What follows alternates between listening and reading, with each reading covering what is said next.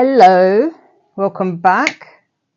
I thought I'd hit record while I'm still setting up. I'm actually burning some sage here. What I like to do is sit and quiet my mind for a little bit. I like to practice 4-7-8 breathing, where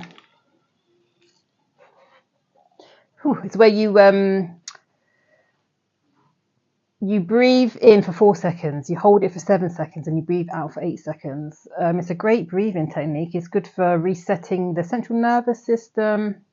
It's good for if people suffer with panic attacks. A situation where you need your thinking. A lot might be going on around you, something you're dreading. If you take a moment to do 4-7-8 breathing, that means breathe in for 4 seconds, hold it for 7 seconds, and breathe out for 8 seconds. I like to do that 4 times to kind of clear my mind, like a reset. And it's not that I was panicked about being here at all. It's also a good way for me to invite in messages that I feel need to be shared. And just kind of wipe that slate clean a bit. Let me get a little music going on in the background I can like. And that's what I was doing, and kind of just clearing the air to start a new reading. And I was thinking about what am I hearing in my voice in my internal voice that I need to share with you. And for those of you who are new to my channel, my name's Jackie. I'm an integrative psychotherapist. I can read tarot, I do oracle cards, I deliver personal therapy. And and to those who are not new, welcome back. I really, really appreciate you being here. Please hit the like button. Please hit the subscribe button if you've not already. And please share it with somebody who might be interested in this content. Because my mission is, I'm actually living my soul mission. I've been doing it for a few years, actually. Quite comfortable. What's the word? Confidently, or just with a knowing that I know I'm doing the thing I was brought to earth to do. However, it's at a point where it needs a little leveling up, elevation, je ne sais quoi. It needs a little bit of spice on what I've been doing. And I'm taking a pivot here and doing something different. And I'm introducing tarot and oracle into my work as a psychotherapist. And I'm going to be offering shadow work to work with me privately. More details will be coming about that as the year progresses. And what I want this channel to be about is people who really want to level up. To me, beef, falling out with people, the isms and schisms of life, to me, it's kind of feeling a bit old world. Does that feel like that to you people? You wanting to have a little bit of something different going on? Is that getting a bit boring now? So, and I've kind of come to a place in my life where I've discovered that I'm quite an unconventional person.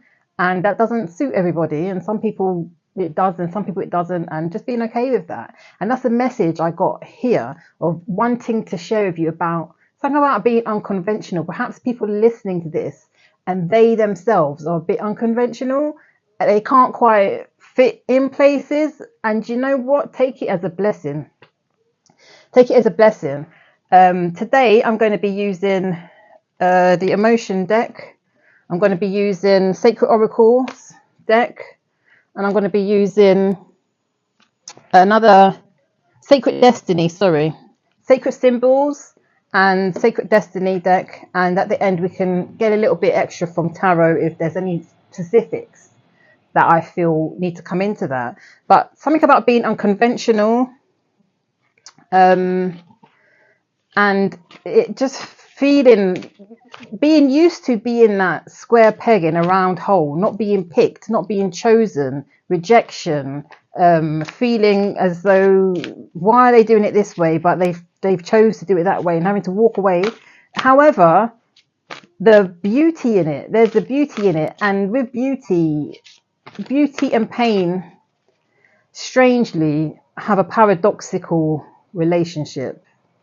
Yeah, there's something very beautiful about somebody who's strong enough to manage pain. And I don't mean like oh, like in a toxic way. I mean, someone can go through something very difficult that's painful, and you see them rise like a phoenix out of the ashes. And actually, what they have shown is their inner strength, and inner strength is very alluring. It's very beautiful. That's what I mean. I don't mean toxic shit. Sorry, I'm gonna swear in there occasionally. I don't mean somebody's like got an open wound and it's like all stinky, trying to mask it over with some sort of like sticking plaster to look beautiful. And I mean that metaphorically as well. If somebody's just got a stinky attitude, yeah, it just stinks. It's about seeing the beauty in someone's soul. That's the thing about being unconventional and having confidence in the beauty of your soul. So let's see what's coming out today. I'm curious about what kind of emotions we can learn about, because that's what happens. These things trigger emotions. Emotions affect behaviors, thoughts, and what we do. I like to think of it as like think of a ship think of energy like this. If you've ever seen a big ship, huge ship. I used to work on a cruise ship many years ago in another life. In this life, I've done a lot, right, peeps? I've done a lot before I was a therapist. And the ships would be huge, like 17 stories high. I mean, I think I used to work on the 16th or 17th floor. Above the sea is very high. They're huge. So when these things like go through the sea, you don't. Oh, something's just there. You go. Hopeful. That's what we wanted to. So we're going to talk about today, being hopeful. Okay. When a ship, and you know what under the deck is? Sorry, this was sticking up at me under the deck. Strong. We're gonna clarify being hopeful and being strong. That's what we're going to talk about. Anyway, back to my ship analogy. I'm using that analogy to tie in to what I'm trying to say about energy. Huge ships going through the ocean. If they suddenly get a message like you need to turn around, they can't just go, come on, you know how it's going to be. They're going to have to slow down. They're going to have to check the course. They're going to have to check the information they got. Is that actually accurate? We need to turn back? Really? A lot has to happen. But when it comes to the actual logistics of spinning that vessel around, it's going to take time. It's going to take its time. There's going to be a tide and a current going underneath it that's pushing it in a direction. There's going to be winds, the weather, the weight of the vehicle. It's going to take time to twist that ship around. If you think of yourself like that, you could be going on a trajectory in life and something happens, knocks it off, right? And like, wow, I did not see that coming. Okay. However, you might still have the same mindset, but this thing's knocked you off like that. But you still got the same mindset. They didn't knock your mindset, your habits, your habitual parts of your character. You may want to change that, and it will take time to change that. Just like the turning of a ship, it's going to take time. Energy shifts. Some can happen very quickly, which is what tarot is good at picking up, and some can happen very slowly. And it's hard to get a timeline on these things. But what I'm hearing and what I'm wanting to talk about is giving yourself the patience. Actually, when you acknowledge that something needs to shift, you could be going down a trajectory for a very long time. But when it needs to shift, it is possible. But you do have to give yourself time and be understanding that you have to have time with it. You don't just turn a big ship in the ocean like that. It takes time to actually spin and pivot. And the reason why I was saying that is I like to explain to people that if you think of the ship pummeling forward as that's your behavior, that's how you show up in the world, what you do, you're going forward, your actions, that actually the wind in the sails, think of those big Caribbean ships, Pirates of the Caribbean ships. I mean, slave ships. I'm sorry to have to think of it like that, but maybe it's because I have an ancestral connection to that. But those big sails of the slave ships, those caught the wind to propel that vessel forward. And I like to think of those sail ships as thoughts, but the wind that pushes the thought is actually your perception. Your perception. So the start of that twisting, the turning of that vessel can start by you examining and changing perceptions, the perception of something, because a perception feeds into a thought feeds into a behavior, and the behavior leads just into how we exist and how we see, how people experience me is going to be based on my behaviors. How people experience you is going to be based on how you actually show up day to day, morning and night, weekend, 24/7. All the way through. How do you turn up? You moody? You happy? You fun? You with it? Are you where the party's at, or are you trying to get into where the party's at? Like, what do you do? What do you do? Like, what do you actually do?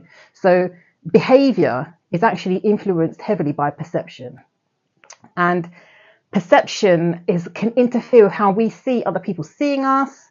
And as I was talking about something about being unconventional, I'm quite unconventional. People's perceptions of me, I kind of let it go a long time ago, but of late I've tapped into a bit like, what do people really think of me? If you don't care, you don't care so much. I don't find I care so much, but I think that's come with maturity. But there are some things you do have to tap into to get an understanding of what is another person's experience of me. And something about being unconventional. So people who are hearing this, perhaps you are unconventional, but what Spirit wants you to know is that there's hope. There's hope for you. Bring hope to people, and your strength is really something. I just saw 11:11 on the clock as I said that. That means something to me. So yeah, hopeful and strength. I like to read what it says on the back of hopeful. It says, ask yourself, what are you hopeful about? Be specific. I think it's important to be specific so you can actually know. Not say, hopeful about life. What in your life, what in your day, what in the last hour caused you to feel hopeful? What do you see yourself in? What do you see yourself in the future? In 5 years' time, in 10 years' time? Another question, what are the steps you need to take to achieve that? Write them down. Yeah, writing things down is really crucial. It's something about, and different to typing it in the phone. It's not quite the same. You actually put pen to paper. Something about those neural pathways fire differently. And strong, where do you get your strength from? What ways do you show up where you're strong? And how has being strong helped you in life? I get the sense that people listening to this have been inspiring people. Your unconventionality has actually been inspiring people. I want to get a message from this deck here. You've been inspiring people, and perhaps you haven't realized, perhaps you've wondered why things have been going the way they've been going, but people in their silence, they've been watching, they've been clocking, and whether you choose to pay attention to that or not, keep going with your unconventionality and find a way to balance yourself. I think I'm hearing about self-care. Something's just popped out here. Past life.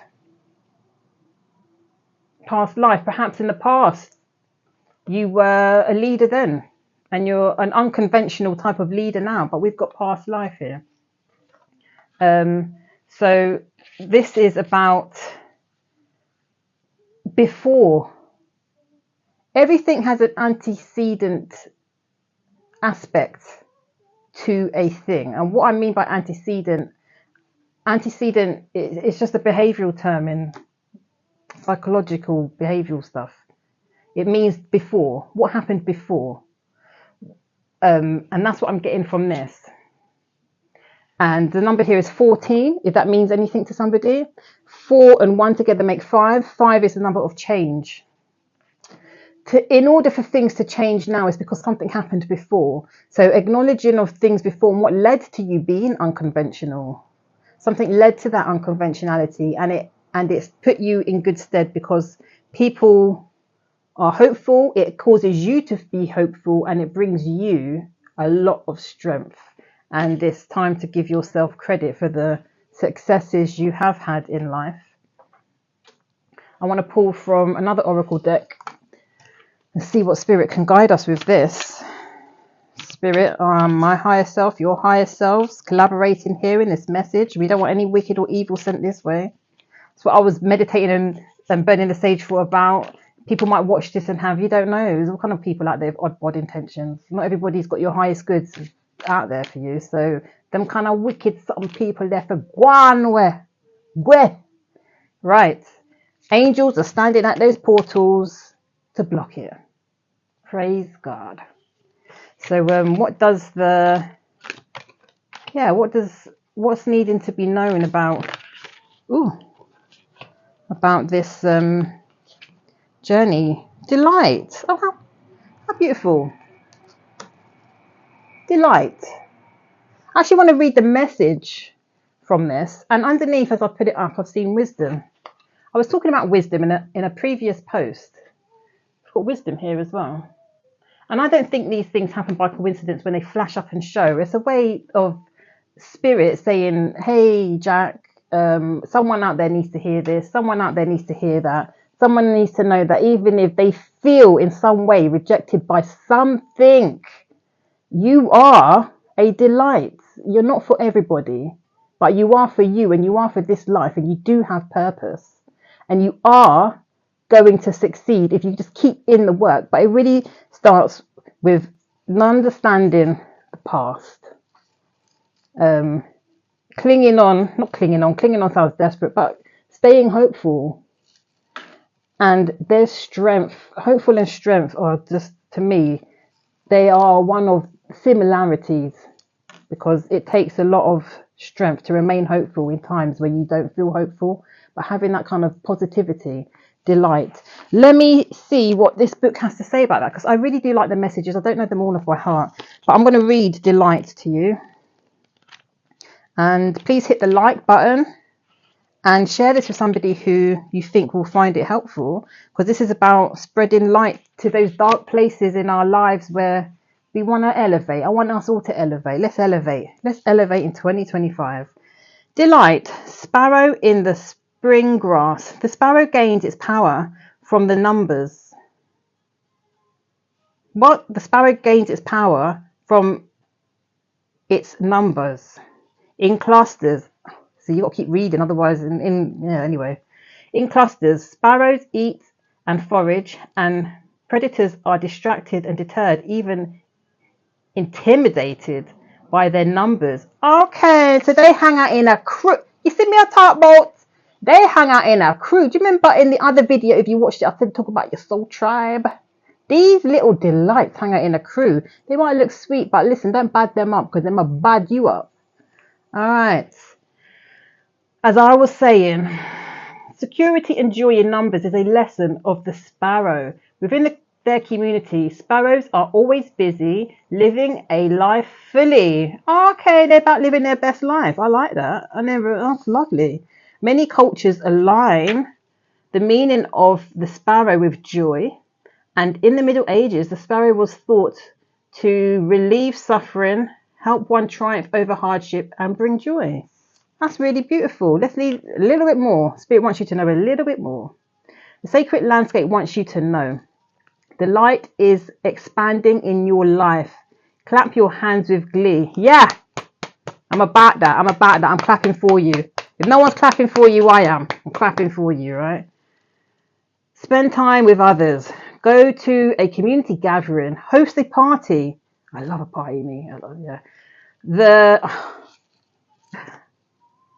I do like to host parties, but anyway, the joy you experience will give birth to immense creativity, and your life will blossom. Share your happiness and elation with others, and it will grow by leaps and bounds. This isn't the time to be serious or buckle down and get to work. This is the time to be spontaneous and madcap. Madcap. What a word. Do not make hard and fast commitments. It links back to the other reading where I said about relax, being able to just chill a little bit, find the balance of where you can actually sit back a bit, and something good's going to come from being able to let your hair down. Don't sign any legal documents or make any pledges right now. Don't make any promises, or you might be able make any promises, or you might not be able to keep them.